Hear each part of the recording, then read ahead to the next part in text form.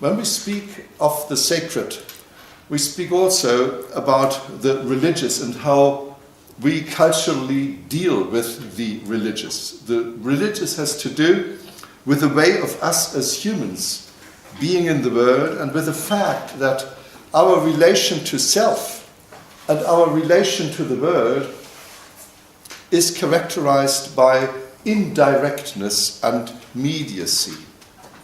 We as humans, as the renowned philosophical German anthropologist Helmut Plessner put it, we are a being that cannot ignore the fact that there is more in the world than what is within the reach of our senses. We cannot overlook the fact that beyond our actual situation there is not a void, but instead something that is not disposable or familiar to our senses at the moment. And we are unable to think that there could be nothing left in the whole world that is unknown or unfamiliar or strange to us. Our relation to the world is thus characterized in a strictly formal sense. Our relation to the world is characterized in a strictly formal sense by a structural distinction between immanence, what is within the reach of our senses, and transcendence, even without bringing metaphysics into play. Our relation to the world is characterized by a distinction between the disposable and the undisposable, between the familiar and the unfamiliar. And it is determined by the fact that, as every other animal, by the fact that we know this difference. This is what I call here the religious. As an anthropological category, the religious in this sense is transhistorical. In contrast, religion then can be understood as the respective historical form of the social processing of the religious. Religion is concerned with the distinction between the familiar and the unfamiliar. It processes the unfamiliar and makes it appear familiar, and in this way it formulates and practices the Weltlage of social systems which know that they are surrounded by the unknown in space and time. And in this context, we then can describe holiness or the sacred as a category of distance. It is the unfamiliar, the incommensurable, intangible, and measureless, the undisposable, but in a strangely paradoxical form, because at the same time it is a category of relation. The sacred can be conceived only in relation to and from the point of view of the familiar and the profane from which it is distanced. As a category of distance and relation, sanctitude in a very formal sense is that which is transgressing, which is transcending the boundaries of immanence. Now, in a third step, we come to see that this highly general distinction between the immanent, this formal distinction between the immanent and the transcendent that is valid for all religions, that this highly general distinction is metaphysically radicalized in monotheistic religions, in revelation and scripture religions, by a further distinctions. Because for these religions, immanence, namely the world as a whole, immanence is characterized by differences. In this sense, Nicholas of Cusa saw the principal definition of the world as a whole, saw the principal definition in their otherness, in their aliuditas. In terms of the theory of difference, in other words, in the tradition of negative theology, preeminently invoked by Nicholas of Cusa in the 15th century, in terms of the theory of difference, this yields a definition of sanctitude as that which is beyond all differences, which is differentiated from all differences by a difference. Sanctitude is the undifferentiated. Nicholas says the non-aliud. And the biblical myth of creation already utilizes this when it has the world emerging as an ordering of differences in processes of differentiation. In the beginning, God created the heaven and the earth. Then God divided the light from the darkness. Then God divided the waters which were under the firmament from the waters which were above the firmament, etc., and so on. God is a differentiation theoretician, of course. This concept of sanctitude as the undifferentiated, this concept formulates a paradox which in the tradition of Christian religions appears as the mystery of faith. And in line with this differential concept of sanctitude as transcendent, in line with this concept, sanctitude can be immanent at the same time. And especially in medieval piety, ever new models of permeations between the transcendent and the immanent were elaborated. The most important models, of course, being the divine revelation speech, the transubstantiation of the Eucharist, and saints, men and women, who are present in the world in person or in relics, and who, to use this term now, who bear sacral charisma, in whom transcendence is manifested in immanence.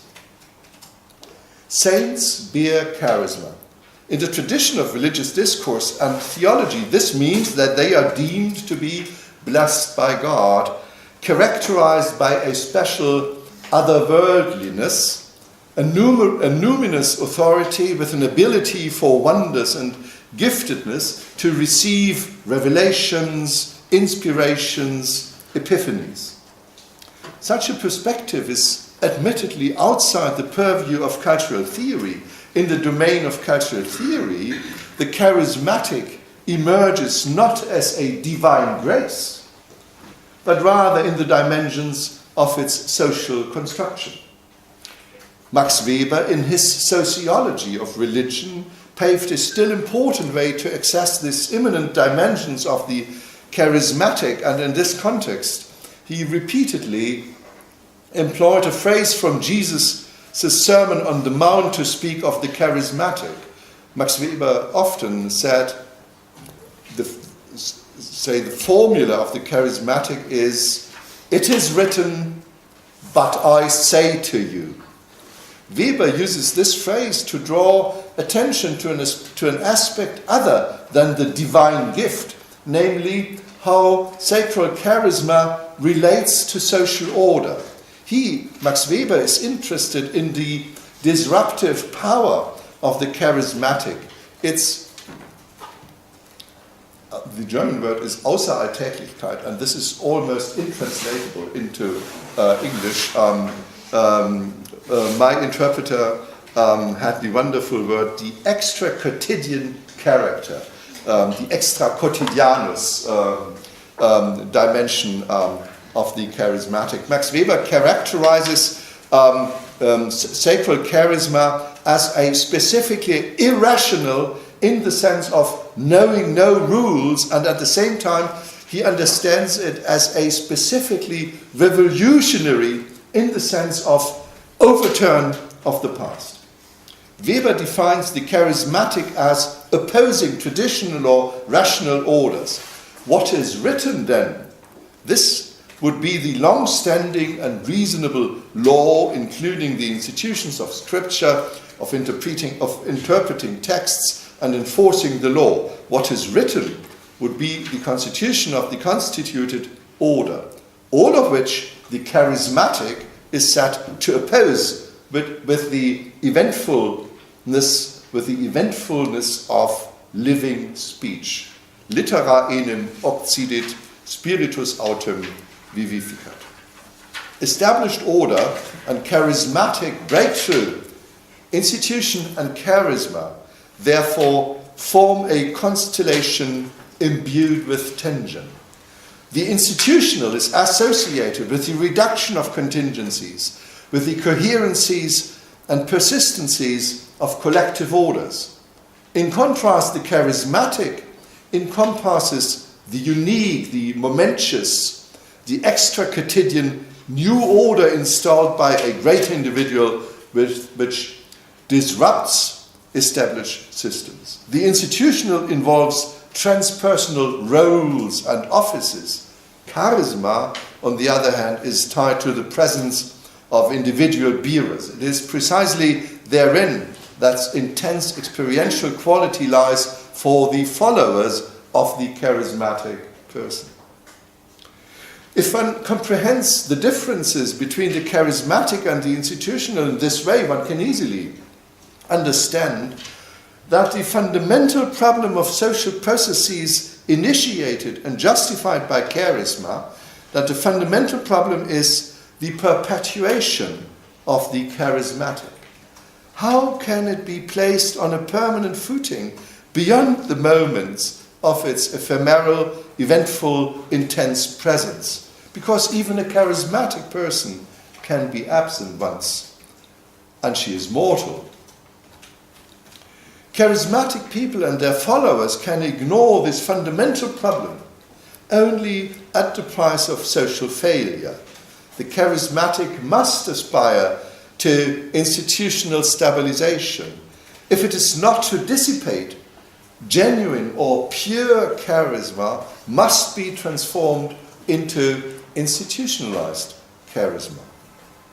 Dealing with this fundamental problem, however, means dealing with paradoxes. It means repeating something unique.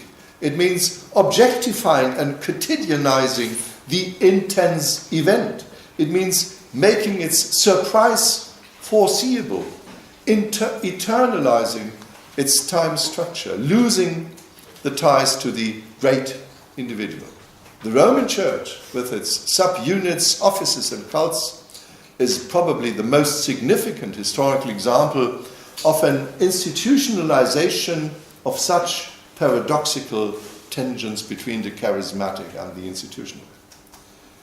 Admittedly, every successful institutional transformation of the charismatic relies on it not being gradually depleted by the institutional. For this reason, the charismatic negation of order must be continuously refreshed inside the institution. One important form of this is the grace-filled intervention of the divine in the religious miracle.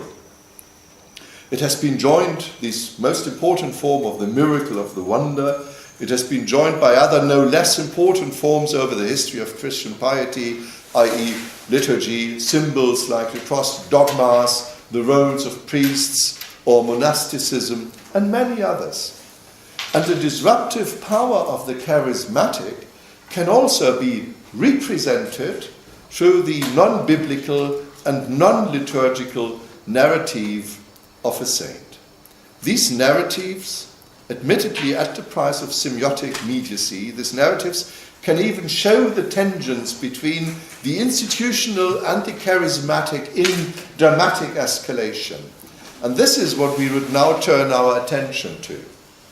Using an example, as I said, from medieval German language literature, the legend of Ursula and the 11,000 virgins, we do so in 5 steps, and you have these 5 steps as a sort of agenda on the paper, on the handout. First, we will look at a special form of the juxtaposition of charisma and institution, a form that we call martyrdom.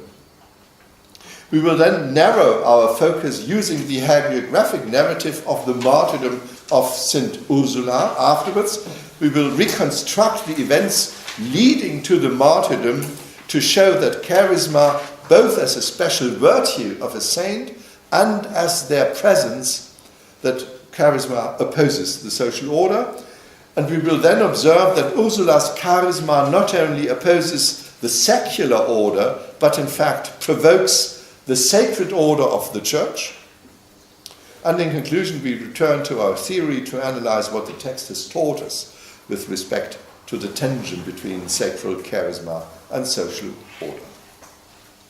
Now, martyrs. Martyrs represent a radical and drastic form of conflict between the charismatic and the institutional.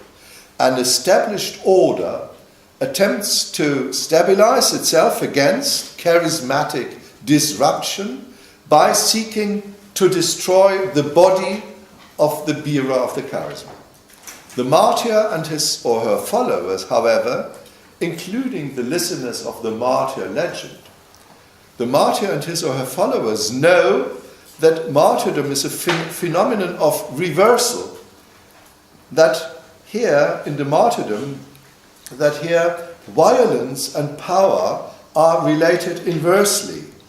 Martyrdom reveals that institutional power shown as deadly violence is a mere facade behind which powerlessness is in fact hidden. At the same time, the transcendent undisposability of the person who has been killed manifests itself in the martyrdom, which, in the case of Christianity, in a martyrdom which resembles the tortured and crucified Christ, whose death is known to be dying into resurrection. Hence, martyrdom is an ultimate form of auretic corporeality in which the charismatic person who is killed and is immortal, in which the charismatic person bears witness to his truth and to the truth of his charisma or her charisma. It is the very destruction of the body that is the absolute proof and the absolute validity of truth and charisma. And this implies that claims of validity are connected to auretic corporeality in a way that is by no means self-evident. The established order, the killer so to say, the established order must assume that a claim to truth that threatens it, that this claim to truth can be removed together with its charismatic bearer by means of violence. The charismatic bearer and his or her followers, on the contrary, see the potency of their claims as actually being established through the destruction of the body. Hence, for both sides, the violence of the martyrdom is not just a physical event, but also a means of communication. Both violence that is exercised and violence that is suffered, both are simultaneously a testimony. Martyrion is primarily a word from the language of law. Are simultaneously violence that is exercised and violence that is suffered are simultaneously a testimony, and they are directed beyond the dyad of perpetrator and victim to third parties to whom they each communicate specific information. The violent act conveys the institution's sovereignty and the invalidness of the charisma to the members of the institution.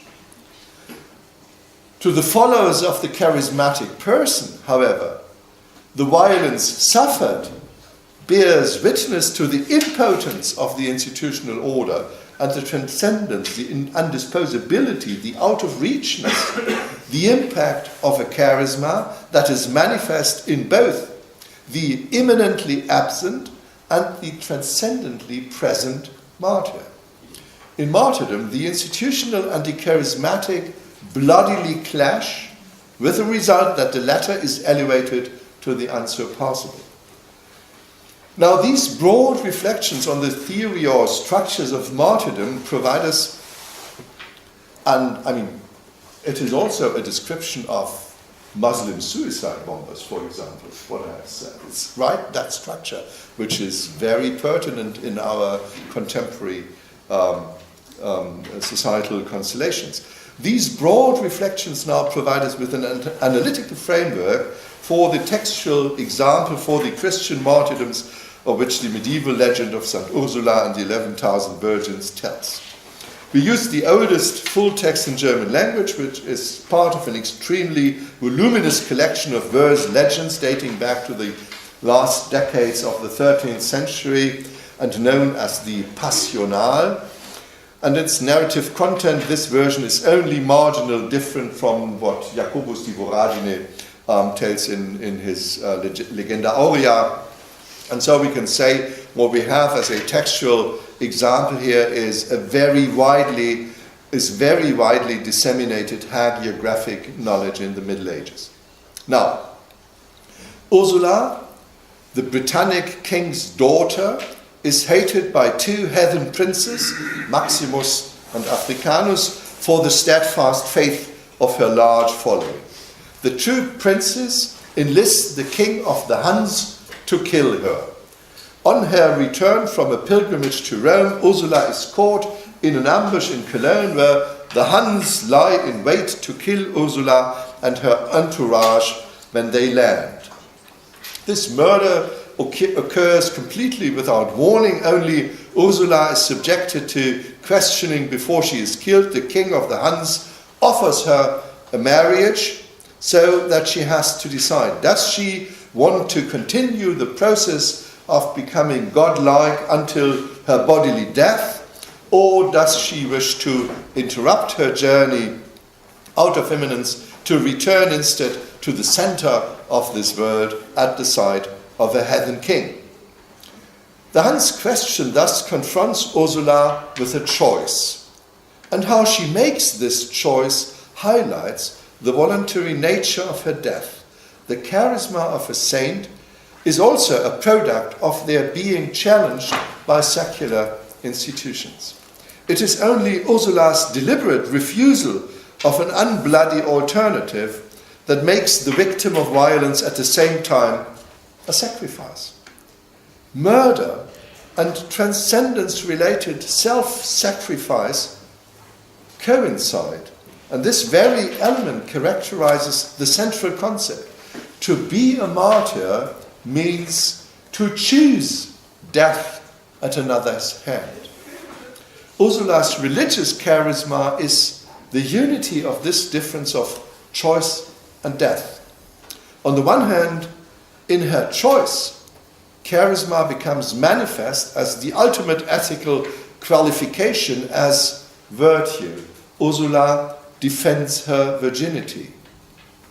On the other hand, the martyr's bodily death is not itself a discursive event. Rather, in that death, charisma becomes immediately and momentously manifest as something non-discursive, as the phenomenal. What we observe here is that the narrative of martyrdom not only intertwines the charismatic and the institutional, but also intertwines the discursive and the non-discursive, the phenomenal, choice and death. Ethical probation in the discursive defense of threatened virginity, choosing one's death, and phenomenal manifestation of sanctitas in suffering death are both equally constitutive elements here. Indeed, the legend of St. Ursula seems to have taken this unified tension per se as its narrative problem. For although the martyrdom may be the goal of the narrative process, the focus of the legend is in the two-part pre-story to the martyrdom itself. Our next step will show how these two parts, ethical problems in a type of bridal quest story and the phenomenal epiphany of the non-discursive in a pilgrimage to Rome, how these two parts are each narratively constituted. Back to the legendary story. Ursula, the beautiful daughter of the Britannic king Maurus, leads the life of a pious virgin. The fame of her exceptional nature reaches the heathen king of England, who thereupon has her courted for his son Etereus.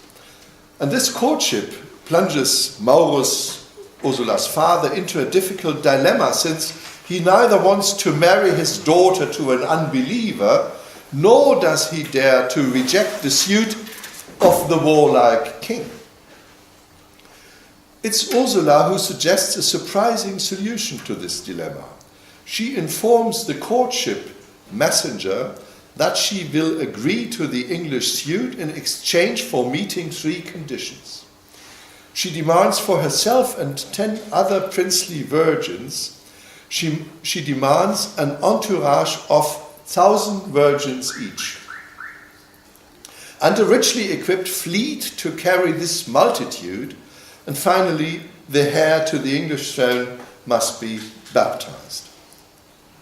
Ursula does not make this promise that she will marry the Britannic prince on these conditions.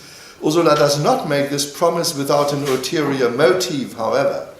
Were she to be forced to marry the English king's son because the conditions had been fulfilled, God would then be compensated for the loss of Ursula's virginity through the Christianization of England and by gaining a whole army, not only one, but a whole army of virgins.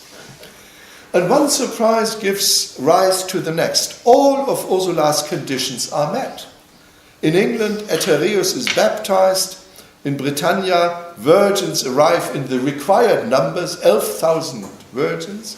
And also ships or knightly retinue are not lacking.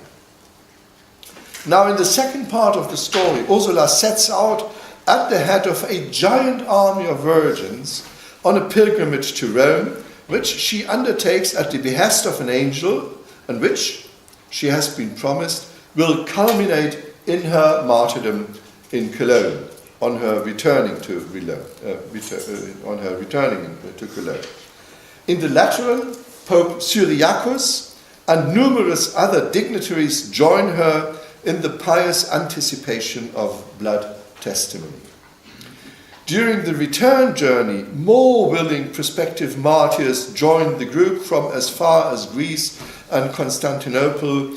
Etereus, who has long since succeeded his father on the English throne, travels directly from England to join them. As it were, all parts of the Mundus Christianus and all its orders of life are thus represented in the immeasurable crowd of people which is finally testifying the truth of Christian faith in Cologne in the collective martyrdom. A bizarre story. The bridal quest and the pilgrimage to Rome thus precede the martyrdom in this legend. Bridal quest, pilgrimage, martyrdom. How the legend in turn relates sacred charisma to the institutional orders of dynasty, sovereignty and Christendom, we will come to that now. The narration opens with events that recall the epic formula of the bridal quest. There are the distinct orders of Christian Britannia and heathen England. There is a king who needs a wife to safeguard his dynasty, a wife whom, according to the rules of exogamy, can only be found across the sea. And finally, there is the journey of courtship messengers suiting the bride. However, the bridal quest is not played out to the end.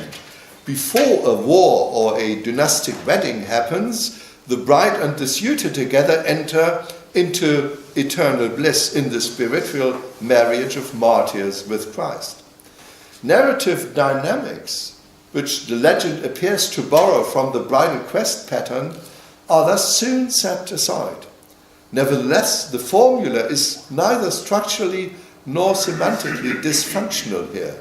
And that is because the formula establishes, as in fact all narrative schemes do, the formula establishes a set of norms and values in which the epic world is always already interpreted. The scheme orders this world and makes it comprehensible and expectable. Plot elements that might appear decidedly cumbersome in the legend of martyrs, such plot elements are thus related to normal dynastic actions. And this applies in particular to the consent of the bride and to the conditions to which that consent remains tied. After all, by consenting to a princely marriage, the saint takes the risk that the charisma, manifested in her virginity and her martyrdom, that the charisma will dissipate in the institutional framework of dynastic sovereignty. The marriage conditions calculated by Ursula, moreover, appear almost bizarre in a process of becoming godlike. However, these conditions are indispensable, because without them, it would not be possible to make the shockingness of the legend of Ursula plausible, which the prologue of the text highlights rhetorically in an ironic interjection by a listener, which is the first quotation on your handout. "Hi, sir, how could that be that God gathered such a miraculous plenitude of male and female virgins and took them all together unto him?" An explanation is needed for a wonder wondrous enough, as the text says, for a wonder wondrous enough, which is accompanied by the risk that elite religious charisma will delete itself by appearing here as a mass phenomenon. The massing of 11,000 saints is justifiable only due to the marriage conditions set out by Ursula, which in turn gain plausibility in the context of the bridal quest scheme. The bride's three extreme conditions appear here as a well-founded test given to a suitor in that scheme. Auf Deutsch würde man sagen, eine Freierprobe, wie im Märchen, or as Vladimir Pop has showed us a very frequent motif in fairy tales.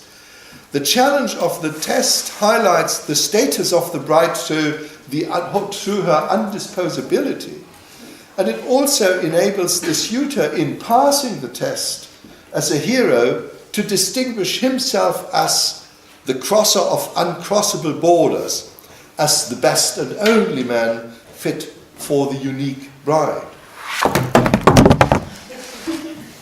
No wonder. However, the borrowings from the bridal quest scheme at the beginning of the legend are also semantically, not only structurally, but also semantically significant. The scheme provides a code of virginity that supports the narrative program of the martyr legend. Ursula's saintliness, like that of any other saint, Ursula's saintliness is initially represented in the spiritual negation of her body. She preserves, as a virgin, she preserves her body as a pure body, that is a body that is detaching itself from the immanence of the world and therefore as a charismatic body for God. Virginity negates bodily reproductive functions. And that also means that it negates the reproduction of immanence altogether, and thus virginity is a form of ascetic distancing from the world. Bridal quest, on the other hand, is a genealogical form of action and knowledge that is based on bodily reproduction. It aims at perpetuating the institutions of dynastic power. It constitutes a threat to virginity, without which the latter would be a physical state, but not a virtue, not a manifestation of sanctitas. It is the same as with the intertwining of the discursive and the non-discursive in martyrdom. Only in rejecting the institution's claim to power is the virginity of the woman more than a biological state. It becomes an ethical fact. It becomes charismatic undisposability. Courtship, as it fails, turns virginity into an ethical achievement and brings charisma to the fore in the mode of the discursive. It is the manifestation of difference vis-à-vis the differentiated. However, as a form of distance, the virtue of the virgin is something that must be represented semiotically. The untouchability of virginity exists only as long as it is communicated, as long as the virgin says, "Don't touch me." But this means that it cannot prompt any pious imitatio. It cannot create imitation in the strict sense that the imitabile and the imitation become indistinguishable. In the imitatio as a relation of proximity and participation in the imitatio Christi, the very distance between bodies would collapse that is established by saintliness as intangibility. Instead of a real imitatio sanctae, one can at the most mimic her as an ethical virtuoso. In other words, behave in a way that preserves and even accentuates the structural distances between that which is simulated and the simulator. In the legend of Ursula, the figure of such structurally distanced simulation is Prince Etereus, the suitor. He is baptized because messengers, instances of mediation, because messengers report Ursula's conditions to him. He travels to Cologne because he has heard that Ursula will be martyred there. While in the context of the bridal quest, Ursula's charisma is manifest in a discursive mode, as an ethical virtue that triggers simulative acts. On the pilgrimage to Rome, this saintly charisma then manifests itself phenomenally. It triggers an absolutely unsurpassable waves of imitationes. Ursula's already large entourage multiplies during this pilgrimage to an enormous entourage. The size of the following is thus hyperbolic, as 11,000 is not a number, but a metonymy of extra-quotidian unsurpassability and undisposability. This phenomenality of Ursula's charisma arises particularly from the fact that there is a paradoxical and a dysfunctional aspect to that pilgrimage to Rome. It is paradoxical in a certain sense that the depersonalization of sainthood en masse is derived precisely from the unparalleled powerful personal charisma of a singular and individual saint. And when thinking in worldly causalities, the pilgrimage is dysfunctional to the extent that neither the size of Ursula's following nor the martyrdom require this pilgrimage as a cause. After all, Ursula already has a multitudinous following before the pilgrimage to Rome. Hence, the pilgrimage does not justify something. On the contrary, something is manifested in the pilgrimage. The influx of ever more saint-like followers during the trip to Rome and back does not have any other reason than simply Ursula's charismatic power. She does not teach, she does not preach, she does not work any miracles. She is simply present. The absolute cause for the influx of endless followers is her being there. Charisma is no longer manifest here as it did in the bridal quest, as ethical virtuosity, as virtus, as virtue, and it does not yet manifest itself as corporeal martyrdom, but as pure presence. Endless imitation is triggered by nothing but the phenomenal charisma, and conversely, the epiphany of Ursula's sainthood transpires in the charismatically affected willingness to imitate. It is thus manifested primarily in the imitatio. Charisma that kindles pious imitation and imitation in which charisma becomes manifest. This is a reciprocal and immediate relationship of condition and participation. In the pious imitatio, that which is imitated and that which imitates become indistinguishable.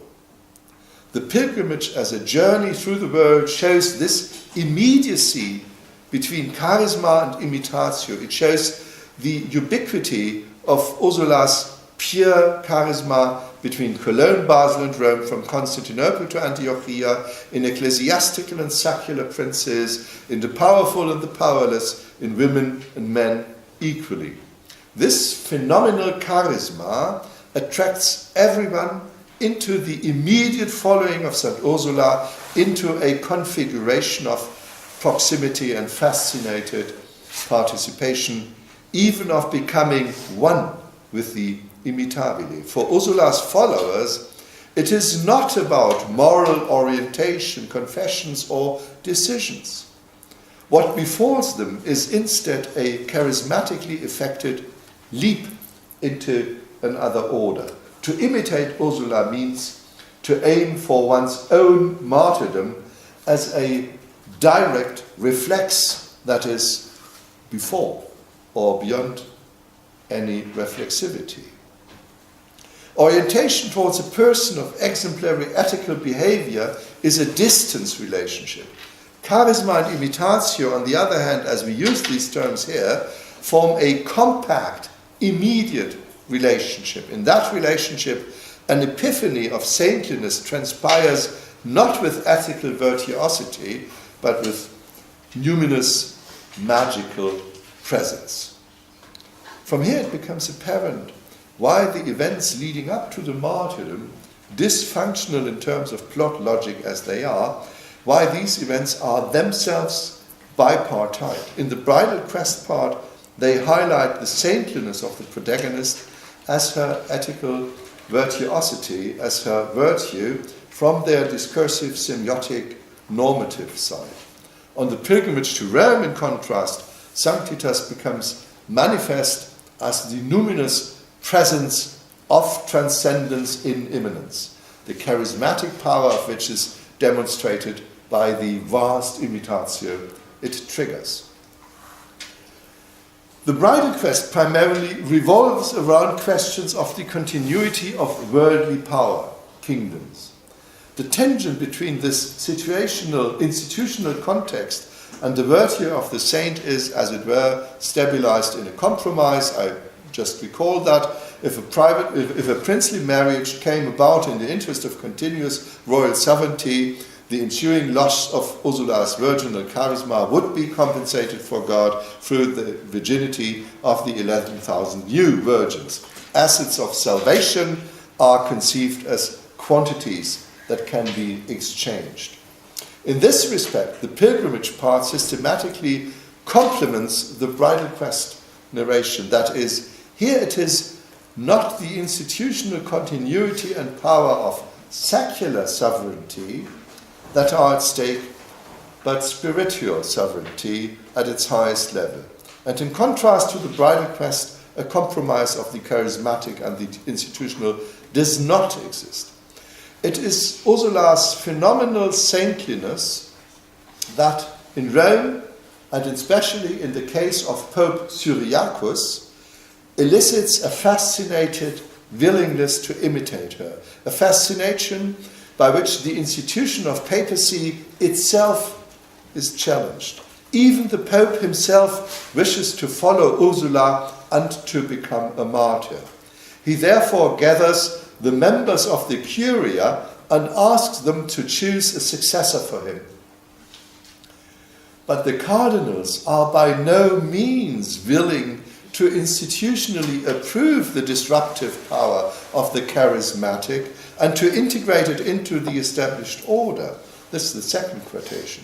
What has that to do with order, that you, Pope Cyriacus, that you do not feel ashamed by willfully following a weak woman?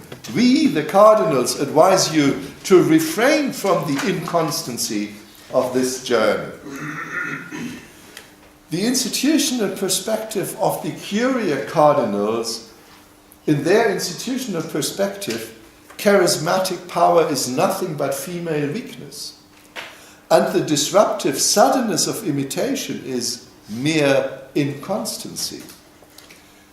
Cyriacus, meanwhile, is not to be dissuaded. He himself designates a heir to the Roman Church and forsakes his office in order to join Ursula's entourage. However, the Church reacts with the utmost resolution. First with a damnatio memoriae. They erased Cyriacus's name from the list of all popes. And second, the Holy See divests the whole army of prospective martyrs of his protection. Hence, in the martyrdom of Ursula and her followers, a saintliness becomes manifest that has just been gainsaid by the church authorities. The tension between a holy institution and the saint-like charisma, which was my starting point, could hardly be more radically unfolded in medieval hagiography than in this version or in the versions of the Ursula legend. The presence of the saint is actually staged. The presence of the saint is actually staged as a crisis of institutional administration of the holy, a crisis of the church. Ursula deprives the church of its supreme head, and the church deprives the saint and her followers of its protection. It's a relationship of reciprocal negation and mutual exclusion. The church is not able to integrate the saintly into itself or to institutionalize it. The revolutionary power of which Max Weber spoke, the revolutionary power of pure charisma, becomes manifest as concrete anti-institutionalism. And this not only in the martyrdom as the negation of heathen power, but also prior to that, during the pilgrimage to Rome, as a negation of ecclesiastical institution for salvation. Even the Pope becomes fascinated by Ursula and joins her following, thus sacrificing the institutionalized papal charisma of office for the pure personal charisma of the martyr. Let us not continue the unfolding of the paradoxes of religious narrative past this point at which it becomes evident that there is a hierarchy of the forms of religious charisma in the legend of St. Ursula that cannot, in principle, exist. The immanent manifestations of transcendence that I call religious charisma are, of course, located both beyond all differentiations of more or less, better and worse, stronger and weaker. Nevertheless, compared with the martyrs, the church and its leader in Rome are almost devalued in the present text. They only have the institutionalized, the fading charisma of office. In Ursula and her following, this is contrasted with the unsurpassable power of pure charisma, the immediacy of the breakthrough of transcendence into immanence, the eventful non-acknowledgement of rules, as Max Weber put it, of a radically different legitimacy. Finally, with only a few words, let us turn from the narrative content to the act of narration. What is true of the poor charisma of Ursula and the 11,000 virgins is by no means also true for the hagiographic narration.